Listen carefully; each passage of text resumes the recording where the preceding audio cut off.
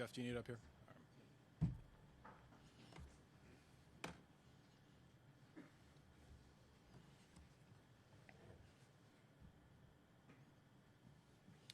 All right. Today's obviously a tough day for the organization. It's a tough day for me personally, largely because of the relationship, both professional and personal, built with Kevin over the past 6 years. I think many of you have heard me say that Kevin's like family. There really isn't a better person. He's the best of us. We all owe him a debt of gratitude and appreciation for a level of success that he brought the organization that really hadn't been achieved since 2002. And that's something that we'll always remember. Coming into this season, we were realistic that, we were a team and a roster in transition.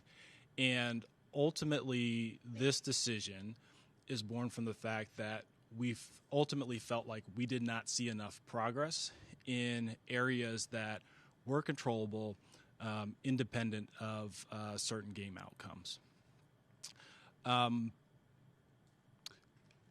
Everything that we do is with the idea of bringing a perennial winner to Cleveland.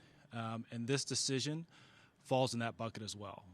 There are many tough decisions that we have made that we'll have to continue to make in order to fulfill that promise. And I know how hard it's been for our fans this year. We have a great appreciation for their loyalty, their dedication to the team. I think back to our last home game against Pittsburgh. They were such a huge factor in that game. And then for them to support late in the year, big rival, had everything to play for. It's quite the testament to show how much this team means to them and ultimately what we owe them because of that. So in terms of next steps, really our focus is on identifying and finding, the leader and the partner to bring along this young team as well as the young players that we're going to add in the next several months. So that work is going to be deliberate. It's going to be immediate right after we finish this press conference. So with that, I'll open it up for questions. You said you didn't see progress. Are you specifically looking at quarterback, or can you specify a little bit more maybe there? Yeah, there are a number of different areas, Chris. I think all head coaches get evaluated on, whether it's game strategy going into the game, in-game decision making, certainly player development if you're a young team. The QB is obviously a big part of it, but there are multiple areas, and some, quite frankly, I thought we did very well. Others we didn't see enough progress in. The impression is that the roster was sufficient to win. Do you feel that way? And when you're talking about the lack of progress, is that because you believe that the players you brought in could have performed at a better level? Yeah, Daryl, I think it goes back to what I touched a little bit in the opener. Again, we're realistic. I think how you evaluate progress when you're a team that's in transition versus how you evaluate progress for a team that's squarely in their contending window, it's different. I think that's totally fair. How we would think about a season in 2020 or 2021 versus this year, it's different. That's absolutely true. Some of that is outcome driven, but not all of it. And you try and weigh that as best as you can and make the decision that you feel is best for the organization. Will you guys interview Jim Schwartz for your head coaching job, and maybe also Tommy Rees, anybody else in the building? And then if so, what do you see in those guys that would lead you to believe they could be good head coaches? I'll talk about them individually since you raised two coaches who are on our staff. So first with Jim. Jim's an outstanding football coach. We have a lot of respect for him, a lot of appreciation for him, and he has certainly earned the right for consideration. But that's something that we still have to discuss and obviously discuss with him. And Tommy, he's a very talented young coordinator. He's held in very high regard, not just in college football, but across the NFL. But again, those are discussions that we have to continue to have. How important is it this company getting somebody with that coaching experience? You know, Joe, we'll be pretty open-minded. I think there are a number of different archetypes of successful head coaches. I think about Kevin. I think it's easy to forget now that he has, 2 Coach of the Year awards on his mantle, that when he was interviewed first in 2019 and he didn't get the job, and then again, I guess it was 2020 and he did, in both of those cycles, he had no head coaching experience, and we were the only team that interviewed him. And so I think our responsibility is to search far and wide. There are good coaches out there. We've just got to do our homework and find the right fit for us. We'll have no preconceived notions as we go into the search. Sorry, Andrew, do you have any, whether it's regrets or whatever, just the way the offensive line, the lack of depth there and so on, and then you have rookies behind that line, quarterbacks. I guess 2 thoughts. One, maybe could have done a better job bringing the line together, and B, was it too soon to go to the rookies with that? Or? Terry, it's a good question. I'd say, specifically to, let's say, the offense, it's no secret that that's where we're going to invest most of our resources this offseason. I think the reality of it is, a year ago when we decided to make the pivot that we did, you also realize that you're not going to be able to accomplish everything at once for the roster. The offensive line, that's a position group that I do imagine will have a fair amount of turnover as we go into 2026. But we also do feel like it was important this year, and quite honestly going into next year, to give young players snaps if we're ultimately going to build a core and foundation that we need to win perennially. Say that Kevin got dealt kind of a bad hand going into the year, 4 quarterbacks to start camp. How would you kind of reflect on that decision in hindsight? Yeah, I'd say, honestly, most teams go into camp with 4 quarterbacks. That rep distribution may be a little bit different than what we had, but it's the most important position in sports, and it's something that we felt strongly about investing in. I'd actually give a lot of credit to Kevin and the offensive staff in terms of how they brought along those 2 rookies and how they designed practice. But we believe in competition in every room on the roster, and quarterback's no different. You talk about finding the right partner. What are the qualities that you think are most important in this next leader for the organization on the field? Yeah, so I'd say number one, like you hit it, it's not just leadership by position, but I'd say leadership more globally. Because when you hire a head coach, it's someone who has to be able to lead your players, lead your staff, lead the organization, lead through hardship and lead through crisis. And NFL years, they're like dog years. They're really difficult seasons. And that'll be at the forefront because it's first and foremost a leadership position. And then when I say partnership, head coach GM relationship is a lot like a marriage, and you have to work side by side and fight back to back. And I think that that's really, really important because you have to be aligned in terms of how you're positioning the team. Do you see enough out of Shedeur? Do you think he can be your starter next year, or do you think he can find something not on the roster? Scott, I think we saw a lot of progress with Shedeur this year. I think that's both mentally, physically, playing the position. He's still very much a work in progress, like many rookie quarterbacks are. But I think we saw some really good things in terms of his playmaking, his accuracy, his ability to extend with his feet. And I think I'd also give him credit, as well as our offensive staff, for bringing him along in terms of his pocket management, his situational awareness, and things of that nature. Now, that all being said, we're going to do our work on the quarterback market. It's too important of a position, and it's something that has to be solidified. I can't sit here and tell you today, whether the solution or the starter in 2026 is internal or external, but it's something that we're going to work through, over the next several weeks. And quite honestly, the new head coach will also have a lot of input into that as well. Andrew, when you look at what Joe Flacco did in those 4 games here, and then he goes down to Cincinnati and has 300-yard games, what does that say about the wide receivers that you have in this roster? Yeah, Jeff, offensive football, and particularly the passing game, it really does take all 11. I know that's something that our coaches have said a lot over the past couple of years. Because the offensive game is about precision. It's never just on the quarterback. It's never just on one position group. Protection plays into it, route precision, route design. Obviously, we wish we had more success, while Joe was under center here. We didn't. It's unfortunate. But just to follow up, so then what do you think of this group of wide receivers that are on this team? Yeah, listen, I think there's a lot of work that we still need to do on the offense from a personnel standpoint. I think that we have a number of players that will continue to be pillars and are players that will continue to develop and invest in. But the offense is going to have significant investment this offseason, Jeff. Why did you make the to the defense for a second. I mean, Grant was talking about this a little bit, but obviously there's not a lot of people that run this sort of system that Yeah. Jim runs, and these two high safeties have become really popular, all that stuff. I mean, how important is it for you, kind of regardless of who, to keep the defense in this sort of system intact here, given the personnel you guys have added over the last 3 years? It's a good question, Ashley.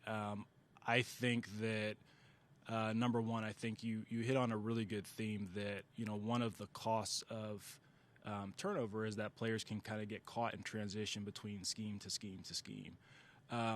We do have a number of players who are maybe a little bit more defense specific or scheme specific, but I'd also say that we have a number of players that are pretty scheme versatile.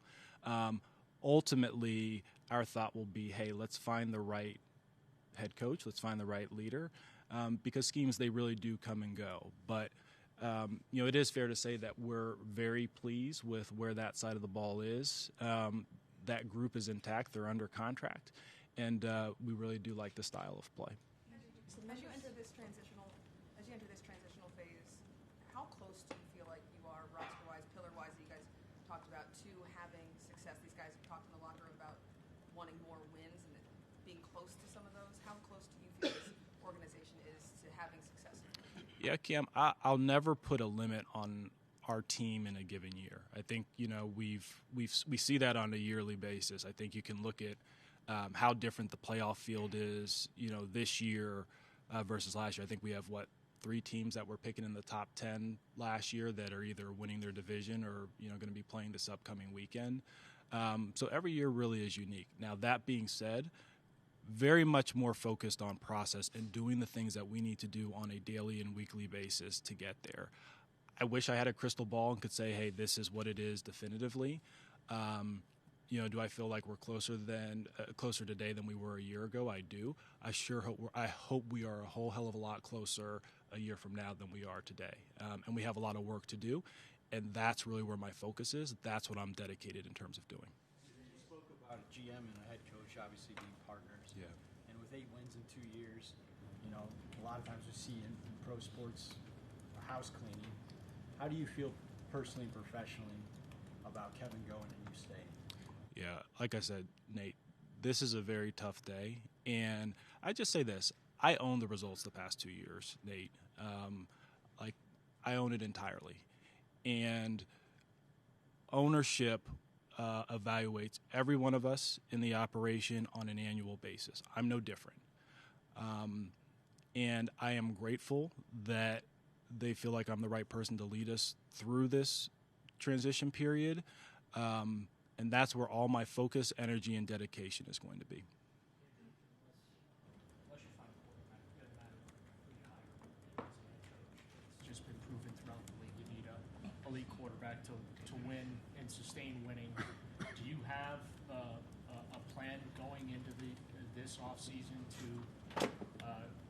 create the path to finding that player here? Yeah, Daryl, I'd say quarterback is the most important position in sports. We all know that. And part of the equation with quarterback is the evaluation part. Part of it is the development part as well. It's the most important part. It's the hardest position to play. It can take time. But, look, that's the focus, solidifying that position. That's the biggest thing that can lead to sustainable success. That's priority number one. How we accomplish that with the combination of internal options, external veteran options, the draft, that remains to be seen. But priority number one is finding the leader for the organization. that's what our focus is on in the short term. Where does The Deshaun number Watson 6 stand? overall pick in the draft. Let me do Mary Kay. Let me do Daniel, and then I'll go back to you because Where does Deshaun Watson stand as it pertains to this organization? And do you anticipate him being on the roster in 2026 as it's been reported? Yeah, Daniel. First, I'll say we're very pleased with how Deshaun went through and attacked his rehab this past year, how he engaged with the team, what he did in the meeting rooms. Very pleased with the progress that he made in that regard. Look, I can never predict the future, but right now we do anticipate him being on the 2026 team. But we have a long way to go before we get to that point with any player. Go ahead, Mary Kay. Andrew, with the number 6 overall pick in the draft, do you guys feel with what you're seeing in the quarterback landscape in the class, if you choose to go that route, do you feel like you guys could acquire one of the top picks in this draft? And then I have a little follow-up to that question. Honestly, Mary Kay, it's too early to tell. I think you can think about what everyone felt like we knew about the quarterback landscape this time last year. About what we thought we knew about the draft. There's a lot of work to be done with this entire draft class. And again, you want to do that in partnership with your new head coach as well. So I wish I could give you a little bit more in that regard, but it's a long process to get through the assessment of this year's passers. And the follow-up on that real quick. I promise I'll get you next, Tony. Okay. The follow-up that I had to that real quick is because you are going to be committing so many resources to the offensive side of the ball, and because you have so many young guys, might you trend more towards offensive-minded coaches and maybe like a younger vibe or anything like that? No, not necessarily, Mary Kay. I think it's more you're looking for maybe a specific skill set given where we are in our build. I think that's fair. I don't think that archetype is singular. I don't think that means it just has to be a young person. I don't think that just means it has to be an offensive coach. I mentioned a little bit earlier the head coaching position is so different than being a coordinator, and the head coach's responsibility is to make sure that the offense is run and developed well, as opposed to necessarily having to be the person that directly does it. Go ahead, Tony. Well, it's indicated that you will lead the search, but there will be others on the committee. Who will they be? Yeah, Tony, I won't go into specific names. It's a good question, but needless to say, we're going to leverage the expertise across our football operations group. This is an organizational decision. It's not just a singular person who does everything. You're hiring for a position that's going to have such a huge daily and yearly impact on the team, and we want to make sure that we leverage the expertise of many people in our operation as we go through the process. Andrew, do you expect it? Can I go here and then I'll come back to you, Chris, just because he hasn't asked a You question. mentioned that you knew coming into the season that this would be a year of transition. Season ends then with a 2-time coach of the year getting fired because you didn't see enough progress. How do you sell that to candidates who are looking to know that they'll have the necessary runway to do what they need to be done? Yeah, we understand where you are, and I mentioned, we all get evaluated on an annual basis. I think the reality is in any head coach opening, every organization has their own challenges, their own constraints. There may be at different points with their roster's lifestyle. We'll be looking for something different than maybe some of the other openings have based on where they are as a team, and some good coaches will fit us, but they won't fit the Titans. Some will fit the Giants, and they won't necessarily fit us. But we're looking for the right leader and the right partner for our present situation, and I have a lot of confidence that we'll be able to find that person. Go ahead, Chris. I know Paul left during the season, but do you envision his role being filled at all, and are there any other potential front office changes that occur? Do not envision Paul's role being filled. I think we have a number of talented people who will absorb more responsibility. Paul's a huge loss, but we have a lot of people who have gained a lot of really good experience and smart people in that in that regard. So, Can I follow up by asking you, what did Paul do? We didn't get a chance to talk to you in mid-season, so can you tell us what he did? Yeah, so Jeff, I think this is something that we've covered a lot over the past 6 years. Paul, let me just say this. Paul is a longtime executive, former general manager, incredibly strong, sharp thought partner, huge in terms of strategic thinking, and really built up the research and strategy group as well as player development. Paul did a lot for the organization over his time here, and we're grateful for the amount of time that he did spend with us. Jimmy really pushed back on the notion of like dysfunction within the organization, and he takes exception to that. I think when outside looking in, when there's a split where you remain, Kevin is let go, it almost gives off this sense that maybe there was a divide between you two. So I guess what can you say about your relationship with Kevin all the way until the end, up until yesterday? So Kevin's like, I've said this 1,000 times, Kevin's like family. And, give you a little bit of insight, because I've told you all how awesome of a person he is, but I've also told you, sense of humor. I know you guys don't always get a chance to see that, but, one quick story I'll tell you, as I was driving back from the team flight last night, I was just, thinking about, what could potentially happen and the decisions that we had to make. I was like, you know what, I really need to, my kids, they're 8, 6, and 4. And I was like, I really need to tell my kids, because every time they're at the facility, he's no longer like the fancy coach of the Browns, but rather, giving a Barry kid a piggyback ride or chasing them or tackling them, things like that. And I remember when I told my 4-year-old daughter, Eden, I was like, hey, there's a chance that Coach Kevin, he may not be coaching the Browns anymore. And she looked at me and she goes, well, will he play with us still?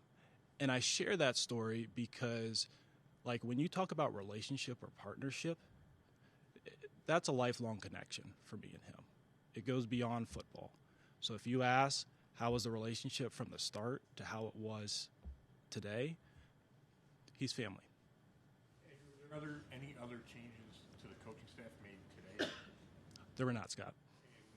Will you require the new coach to keep anybody on the staff, whether Jim or Tommy? I'll touch what I said a little bit earlier. Ultimately, that'll be the head coach's prerogative. Obviously, we'll have a number of discussions about the existing staff, but that'll be the head coach's prerogative. John Dorsey. Let me go here, and then I'll go to you, Terry. Let me go to Nate first. I just remember John Dorsey years ago. He was a very experienced GM, sitting up there and saying about a coaching search. Yeah. He's driving home at night and he's telling himself, just don't screw this up. So how prepared do you feel to lead a coaching search, and is there anyone you're going to be leaning on? Yeah, we're going to leverage a lot of people with experience and people with, I'd say, process expertise, both internally and externally. Being a head coach in the National Football League, it's a really, really, really hard job. And I think it's at times maybe a little bit like players, where you try and make the best decision that you can at the time with the information that you have. But, I joke, is I don't actually, Bill Polian used to say this, that other than running for Congress or governing in Congress, position of head coach may be just as hard because of all the different challenges and things that you face. And so what we're going to do, we're going to ensure that we have a process that is well defined in terms of what we're looking for and what the role will be specific to our organization. And we'll make the best hire we can. I'm confident we'll find a good coach. And then a big part of it, no different than quarterbacks, Daryl, is we've got to support that individual to make sure that they can have success as they lead us. Go ahead, Terry. Win 8 games in 2 years. It's crushing the fan base. Mm-hmm. You did it about yourself. Excuse me. How fast can you, I guess, get to where your team is watchable again, and just a better product? Yeah. That's on you now, basically, with you're there. So how do you handle that? Yeah, Terry, I think it goes maybe a little bit to Cam's question that I certainly would expect us to make progress over the next calendar year with who we hire and how we invest in the roster. In terms of our ultimate goals, I can't put a firm timeline on that, but we certainly do owe the fans more than what we've given them the past. So what assets or things do you have that can, I guess, maybe jet sweep that thing going forward? Yeah, so I look at how we're positioned. We're positioned with we'll have ample cap room at the beginning of the year. We have a defense that is elite, and everyone, besides maybe one starter, is under contract for multiple years. I look at some of the young core offensive players that we brought in this year, and I look at the fact that we'll have 10 picks, 2 in the first round, and I think it's probably going to be 7 in the top 150. It gives us an incredible opportunity to continue to take a big step forward. 2 more. We're going to go Mary Kay, then we're going to go Cam and Jeff. When we talked to Miles Garrett on Friday in the locker room, he mentioned that that more rebuilding is not going to be for him, and he needs some assurances that you guys are 100% committed to winning as fast and as soon as possible and thoroughly as possible. So my question about that is, do you have any concern that he might try to, ask to be traded again? And in the event that something like that happens, can you state unequivocally that you wouldn't do that, or where would you stand on that? So I think the first thing I'd say, Mary Kay, is Miles and I have good and frequent dialogue.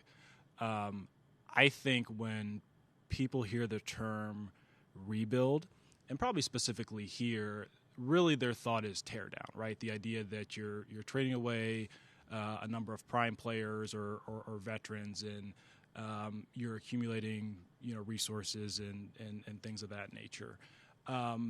When we think about where we are in our transition, it really is about building up the offense. Many of the trades that we've made are, really about maybe players who won't be a part of the future core, and getting future value for when we're in our prime window with this roster. If we do trade a productive veteran in his prime, it's probably more in lines of what we did with Greg Newsome, where we were able to acquire Tyson Campbell, a player that we thought was an excellent scheme fit. He's in his prime and under contract for 3 years. It would be more of a strategic decision like that. So our focus is on continuing to build. Winning is always the focus, but we also want to make sure that we take the proper steps to ensure that, hey, we don't have these up and down seasons, but that we can sustain it. Rookie class was so productive for you guys this season amid the changes. Do you have an approach to ensure that any kind of changes like this aren't detrimental to their continued growth and their development as you look for even more production from them in next season? It's a great question, Cam. That's certainly top of mind. Young players, they don't always have linear progress. I wish they did. It'd make it a lot easier for all of us. But that will certainly be a focus as we get to meet the candidate pool over the next several weeks. So this is your first coaching search since you've been here. Mm-hmm. Would you say this is the most important decision of your career as a front office guy? I'd say this, Jeff. I think we have a lot of important decisions coming up. I think probably the 2 most important decisions that can be made by an organization are head coach and quarterback. So whichever order you want to put it in, I think that's fair. But look, my focus, I'm 100% dedicated in terms of finding the right person that continue to lead our franchise forward. Good. All right. Thank you all.